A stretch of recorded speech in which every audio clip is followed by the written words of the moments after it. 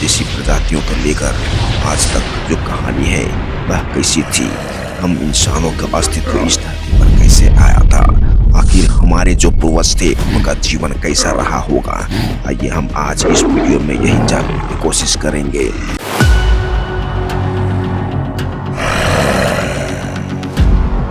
सबसे पहले तो शुरुआती बंदर पूर्वज लगभग 2 से 3 करोड़ वर्ष पहले इस धरती पर आए थे। इन्हें प्राइमेट्स कहा जाता था। शरीर छोटा था और हाथ पैर चढ़ने के लायक थे। यह पेड़ों पर चढ़ जाते। फल, पत्तियां, कीड़े मकोड़े ही इनका भोजन था।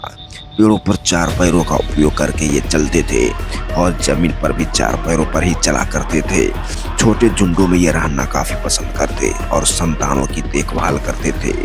जैसा कि आप यहाँ इस वीडियो में देख रहे हैं, इनका मुख्य जीवन जंगलों या तो फिर पेड़ों के ऊपर ही गुजरता था।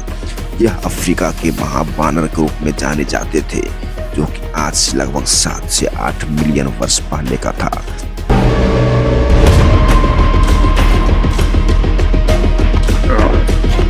जब जलवायु बदली और जंगल कम हुए तो कुछ प्राइमेट्स खुले घास के मैदानों में आने लगे।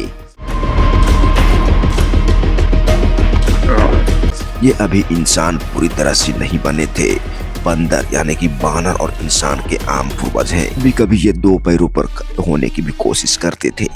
भोजन खोजने और शिकारियों को देखने के लिए खड़े होना इनके लिए काफी अहम होता था। यहीं से ये 2 पैरों पर चलने की दिशा शुरू हुई। कहते हैं कि सहेलिथ्रोपस और रोहिन आर्डिपिथिकस करीब 6 से 4 मिलियन वर्ष पहले आए थे। ये शुरुआती होमोनिन थे। इंसान की लाइन इनसे पहले का जो था वह बहुत कठिन था, लेकिन जब आर्डिपिथिकस आर्डी ने आया तो करीब 4.4 मिलियन साल पहले इनका जीवन बड़ा संघर्षमय भरा था। पैरों पर चढ़ने में ये सक्षम थे, लेकिन जमीन पर ये आंशिक रूप से 2 पैरों पर भी चलते थे। चिंपैंजी जैसे नहीं शांत स्वभाव संरचना के होते थे कि ये जंगल में और खुले मैदानों में रहना ज्यादा पसंद करते।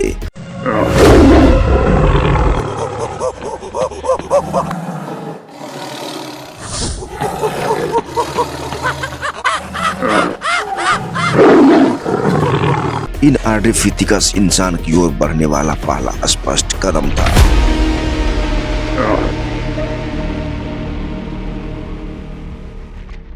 उसके बाद ऑस्ट्रोपैथिकस और उनमें से सबसे प्रसिद्ध लूसी, जो कि 3.2 मिलियन साल पहले आया था। लूसी यानी कि ऑस्ट्रोपैथिकस हमारे प्रत्यक्ष पूर्वज थे, जो कि सबसे प्रसिद्ध जीवाश्मों से एक है।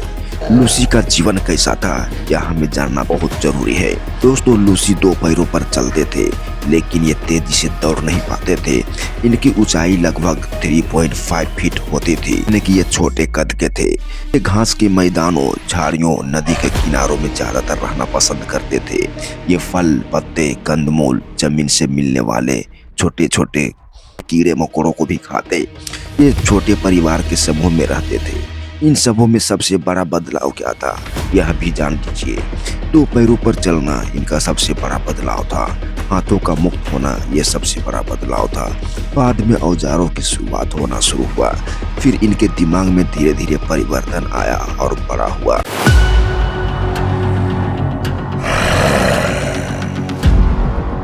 उसके बाद इनका जीवन पेड़ों से उतरकर मैदानी भागों की ओर शिफ्ट होने लगा। संक्षेप में अगर पूरी यात्रा समझें तो दोस्तों 2 से 3 करोड़ वर्ष पहले यानी कि शुरुआती बंदर आए थे। उसके बाद 7 से 8 मिलियन साल पहले बानर यानी कि हम इंसानों के सामान्य पूर्वज आए थे। उसके बाद 6 से 4 मिलियन साल पहले आर्डिपिथिकस आए। फिर 4 से 3 मिलियन साल पहले ऑस्ट्रोपैथिकस आए। उसके बाद 3 से 2 मिलियन साल पहले लूसी आए। उसके बाद हम इंसानों का अस्तित्व धीरे धीरे इस धरती पर फैलता चला गया।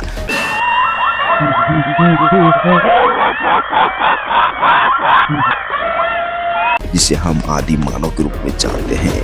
ये देखिए, ये है आदि मानव जो अफ्रीकन मैदानों में रहा करते थे, उस जंगल में जहां पर प्रकृति का राज था।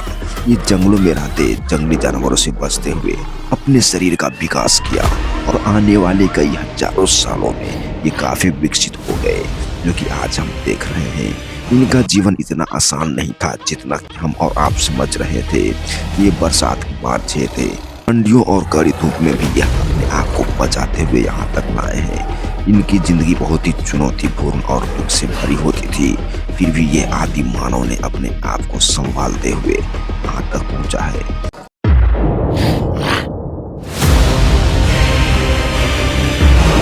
दोस्तों, कहा जाता है कि आज से 40 लाख वर्ष पूर्व हम इंसानों का अस्तित्व अफ्रीका के घने जंगलों में आया था। यानी कि हम इंसानों के जो पहले पूर्वज थे वो थे पिथेरोपिथेकस, जो इन्हीं जंगल में रहा करते थे।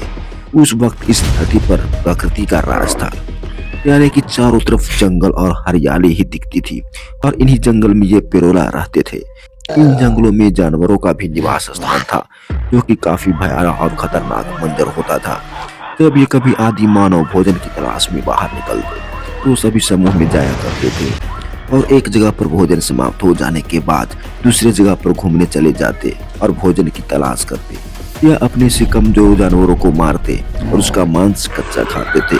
कभी कभी मांस न मिलने पर फल फ्रूट जड़ी बूटी खाकर अपना पेट भरते थे। यही इनके जीने का मुख्य साधन था।